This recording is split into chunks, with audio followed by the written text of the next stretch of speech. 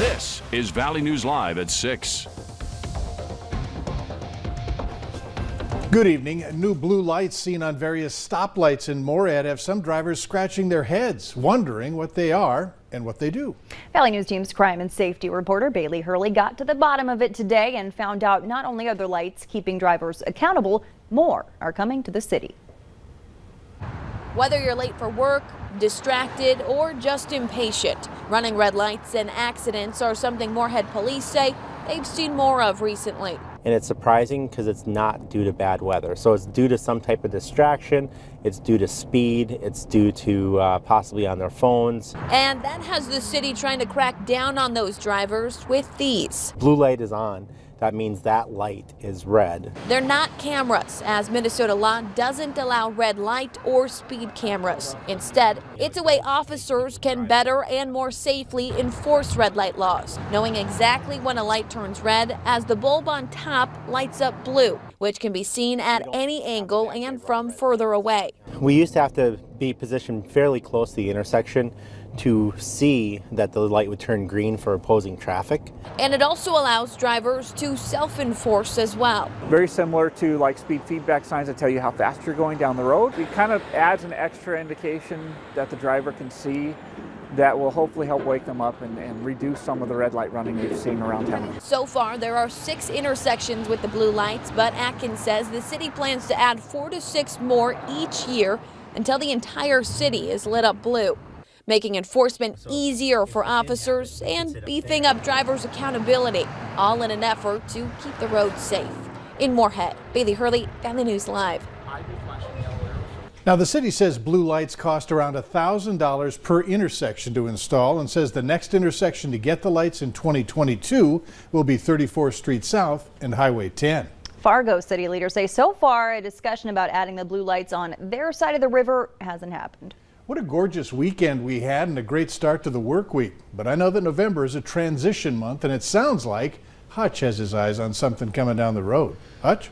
Indeed we do. Mike, good evening everyone. I have to tell you it's been a beautiful weekend and start to the work week. As outdoors right now things are very quiet, but they will not stay this way as we are expecting changes to begin Wednesday and the biggest impacts on Thursday and Friday across our region, both Thursday and Friday. First alert weather days for those changes. Here's what you can expect on Thursday. Now, we could have a morning break in any precipitation activities, but that picks up with gusty winds also. So we'll have wind combining with snow in the northern counties where things really get started first with regards to any impacts to travel. But by Friday, that snow and wind spreads southward and eastward.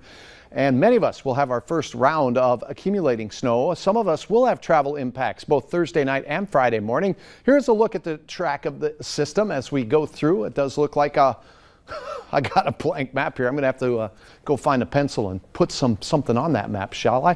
And it does look like we have quieting conditions tonight. Your temperatures will be in the low 30s by the time we hit to bed tonight.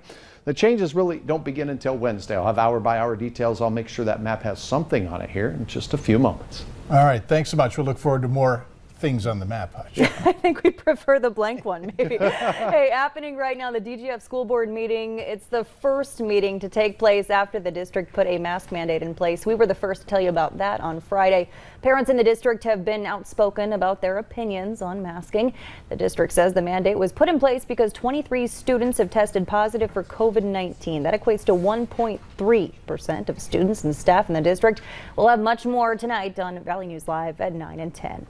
In West Fargo, police are asking for your help in lifting Officer Tim Brown's spirits. The officer is recovering from a heart attack in October while on duty. He's still in stable but critical a condition at a hospital in Omaha.